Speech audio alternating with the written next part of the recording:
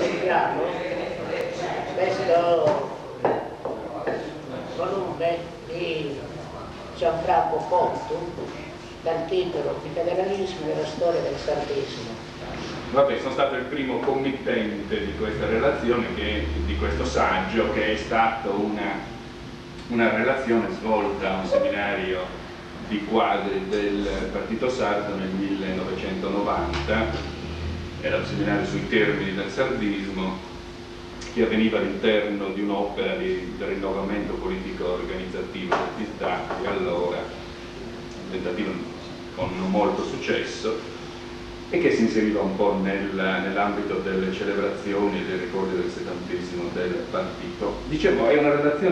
bella relazione, questa è molto informata, direi che è completa, è sintetica, si legge in un'ora e mezza, e uno ne trae una serie di informazioni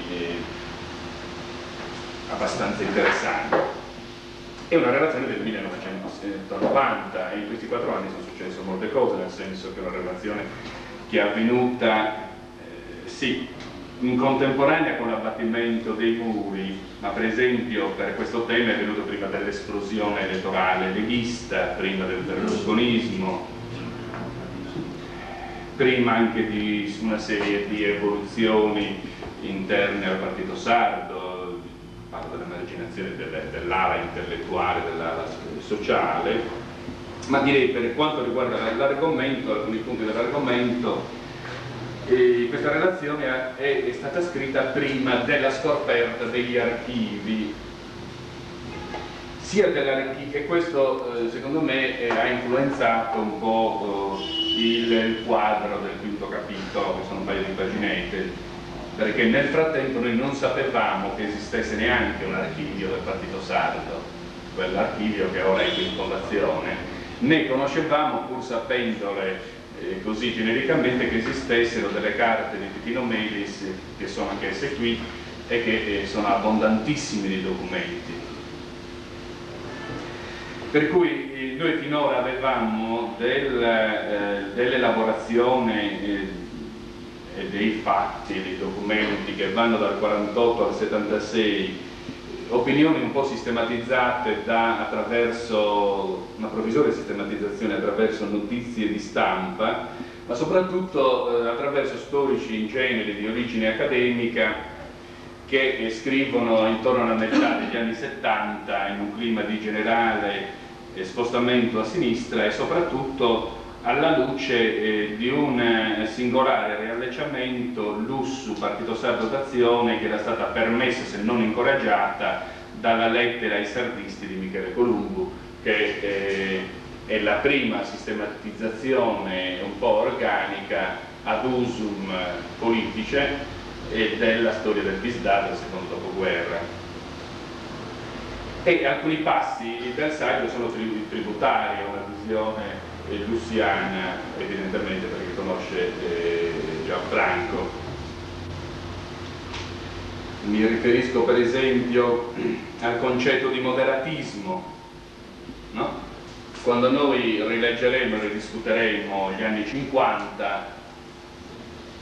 era moderato il Partito Sardo degli anni 50 che si alleava con la DC?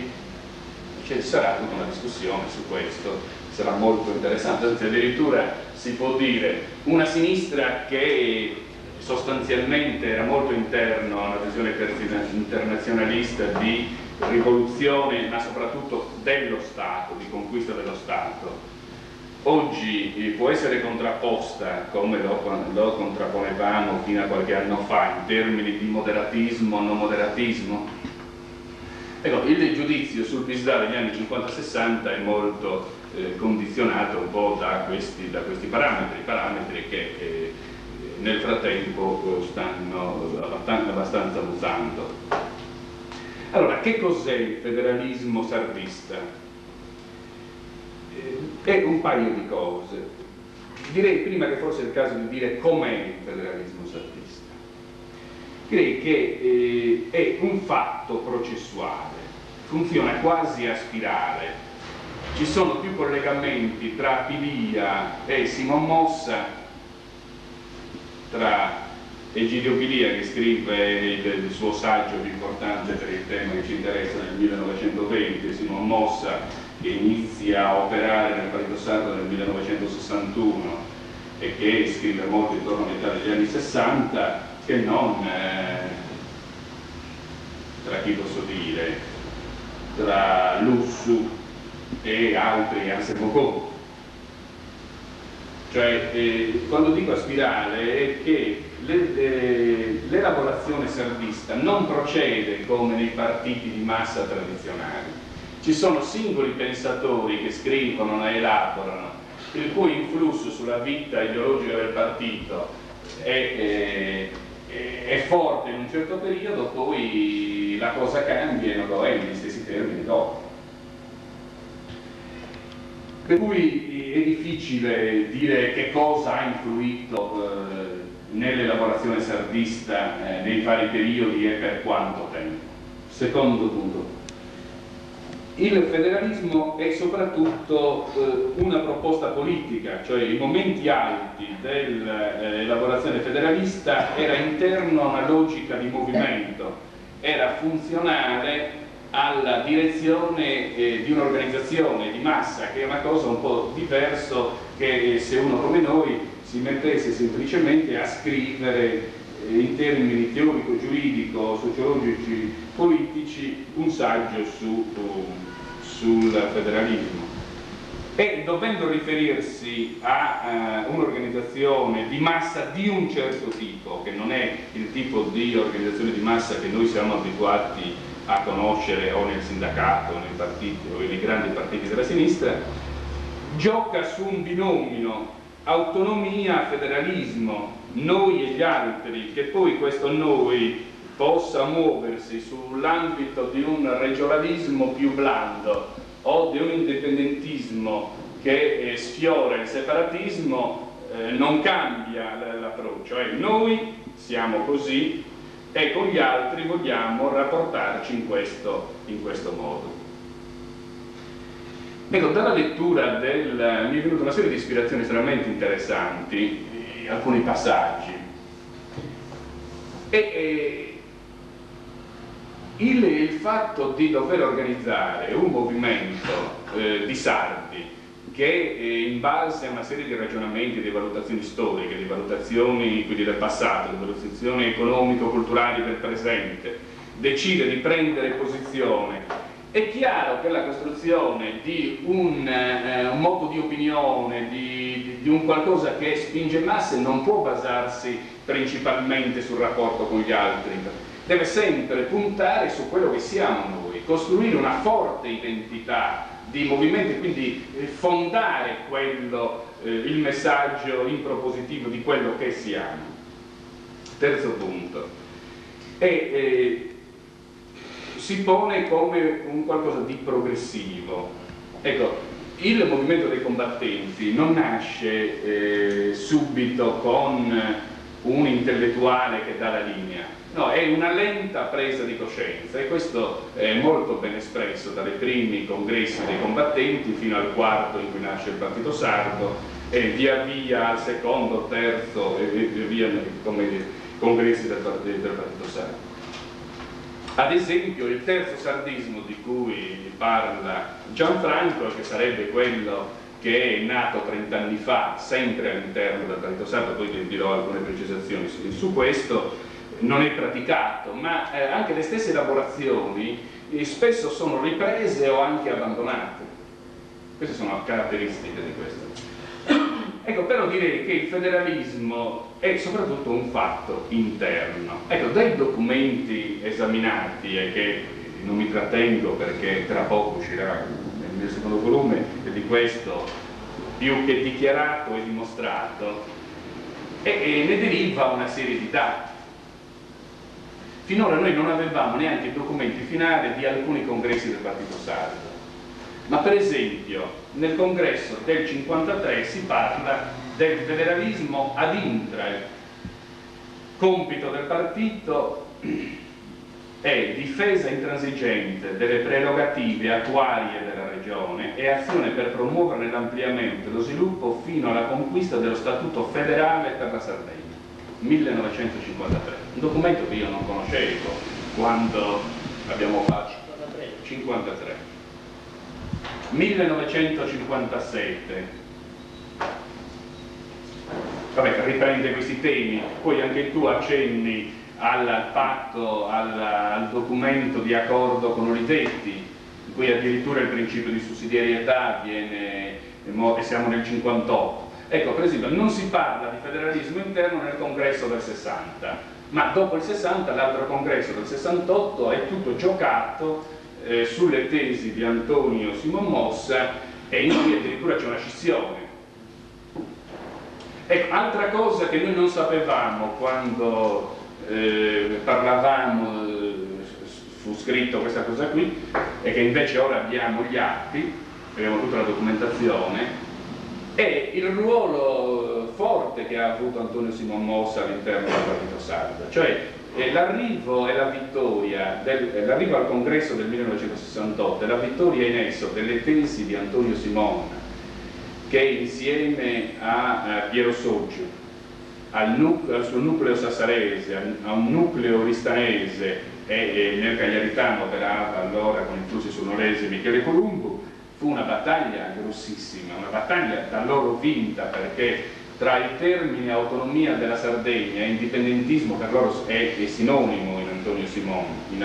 già in alcuni documenti del 65. Sì. E nel 71, pochi mesi prima di morire, Antonio presiede il congresso di fondazione del distretto del nord-ovest della Sardegna, di cui presiede il comitato, cioè tutta la battaglia di Antonio Simon non è uno esterno che ha un influsso qualsiasi sul Partito Sardo, è uno che dà battaglia, che entra nel Partito Sardo nel 61, dà battaglia fortissima sulla stampa iniziale del 65, decide che con la crisi del piano di rinascita, con i rapporti con l'Italia ormai è ora di finirla, che in Italia c'è una crisi, che in Sardegna c'è a livello culturale una crisi di dimensione antropologica come un cambio di civiltà, e su questo si gioca una partita per cambiare il Partito Sardo, rischiando, ma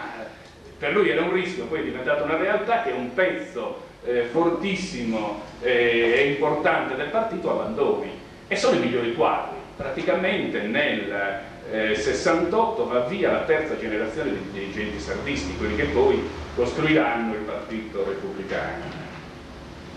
Quindi questo non lo sapevamo, ora abbiamo tutti i documenti di questa. Ecco, che cos'è il federalismo sardista? Ovviamente il federalismo è il pandan dell'autonomia, il noi e gli altri. Se l'autonomia descrive quello che noi vogliamo essere tra di noi,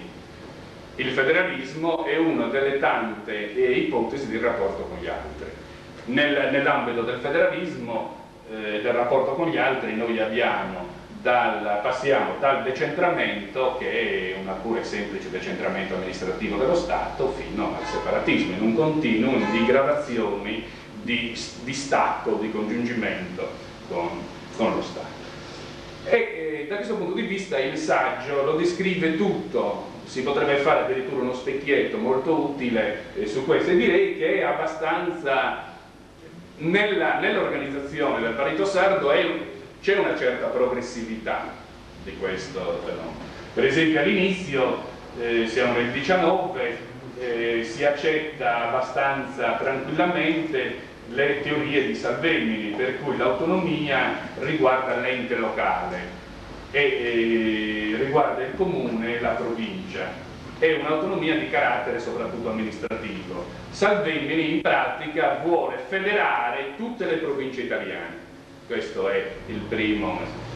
Ecco, direi che da lì parte tutta una serie invece di approfondimenti. Per esempio a Macomer l'autonomia diventa a carattere regionale ed è non solo amministrativa, ma diventa anche economica e legislativo, e sull'influsso di Fiume, no, del D'Annunzianesimo, dei rapporti che è così ben spiegati della ricerca del professor Del Piano, c'è addirittura una prima intuizione della federazione delle comunità etniche non riconosciute, ma contemporaneamente, addirittura prima, Cao Umberto Cao parla dell'insieme della Sardegna come autonomia, parla di un demanio regionale, addirittura accennando a una stirpe autoctona, proseguendo un approccio di carattere positivistica, parla quasi da separatista, già Umberto Cao, ma di razza sarda parla subito dopo Piliglia, che anche lui ha un anelito indipendentista, e il suo federalismo, contrariamente per esempio alla Carta di Macomer, è esplicitamente e dichiaratamente relazionato sia a Cattaneo a livello delle scuole del Risorgimento sia a Tutteri, fino a quando si arriva al primo congresso del 1921 e l'autonomia viene definita come il diritto di legiferare per se stessi. Subito dopo sia Pugioni che Lussu addirittura affrontano in termini di sussidiarietà la base del federalismo. Insomma, intorno al 21 e il 22 è abbastanza maturo tutte le premesse, tutti i filoni su cui si ragionerà nei 70 anni successivi. Ecco, un fatto poco sottolineato, ma non poteva essere sottolineato qui, ma è poco sottolineato dagli storici, è che nelle due grandi crisi italiane del dopoguerra ci sono stati alcuni momenti decisivi. Il primo momento decisivo nei confronti con l'Italia è stato la presa del potere da parte di Mussolini, la marcia su Roma. Su questa vicenda abbiamo una relazione che Dino Giacobbe scrisse a Salvemini, che descrive quello che non si sapeva, e cioè quello che avvenne fuori dal terzo congresso del Partito Sardo, in casa di Pietro Mastino, quando, avendo ricevuto da Cagliari notizie attraverso il direttore del Solco, Virgilio Cadepri, gli diceva: lasciate il congresso, rientrate subito a Cagliari, è in corso la marcia su Roma, e il generale Rossi, che aveva ricevuto l'ordine del governo di sospendere tutte le riunioni politiche, invece dice: beh, continuate, e si assicura che i combattenti siano disponibili a difendere la legalità e lo statuto albertino, cioè le norme fondamentali dello Stato, e nel frattempo il re affida a Mussolini il governo. Ecco, in quel momento i combattenti si trovano nel dramma: aderiamo, accettiamo o ci contrapponiamo? Ecco, a casa di Mastino quella sera del 28 ottobre si giocò una partita decisiva, perché da una parte c'erano, ed era più della metà dei convenuti dei massimi dirigenti, che sostenevano l'idea di richiamare i combattenti e di occupare la Sardegna con i 100.000 combattenti, e dall'altra l'ipotesi attendista di mettersi a disposizione del generale, di non mettere in allarme l'organizzazione e il movimento dei combattenti e di attendere. Nel frattempo il governo, che era stato informato subdolamente da Paolo Rano, che in Sardegna si preparava una reazione di carattere separatista, ha mandato un reggimento e in più una corazzata. Noi abbiamo anche il racconto che Bellieni fa del loro rientro in realtà quella riunione si chiude con una non decisione, e a contribuire alla non decisione fu Lussu. Dice: vabbè, aspettiamo domani e intanto mettiamo in allarme un po' le nostre sezioni. Loro rientrano il giorno successivo in macchina da Nuoro a Macomero la sera, perché il congresso si chiude il 29, non hanno notizie. Quando arrivano a Macomero, siamo in ottobre, alle 6:30, è già buio, quando arrivano alla stazione di Macomero, lì la direzione delle ferrovie li informa attraverso un messaggio dell'agenzia Stefani che il re ha dato l'incarico a Mussolini di formare il governo. Ecco, Lussu si mise a piangere in relazione a vabbè, i combattenti riuscirono a fare una manifestazione di 10.000 combattenti il 4 novembre, cioè 5 giorni dopo, riuscirono a cacciare via in poche con una scelta che fu immediata, qualsiasi gagliardetto o presenza dei fascisti. Il prefetto mandò l'esercito con la canna puntata a sorvegliare che la manifestazione dei combattenti non uscisse fuori dal loro controllo, però la carta si giocò lì. Da allora il problema fu: o ci integriamo nel fascismo e otteniamo, quindi fu un discorso intrista, oppure come ci difendiamo rispetto alle provocazioni che da quel momento i fascisti fecero ogni giorno fino al ferimento di Lussu con un colpo di fucile nel novembre del 22 che ricovera l'ospedale e lì rifiutò. Ecco, quello fu un fatto. In quel giorno si giocò la partita, quel congresso di Nuoro. Altri momenti furono nel secondo dopoguerra, dove non ci fu una data così cruciale, ci furono tanti momenti e quei momenti furono giocati soprattutto nei congressi di Macomera del Partito Sardo, nei congressi del 44, nei congressi del 45, poi la partita si chiuse almeno con che cosa dovesse essere il sardismo rispetto all'Italia, si chiuse con l'uscita di Lussu,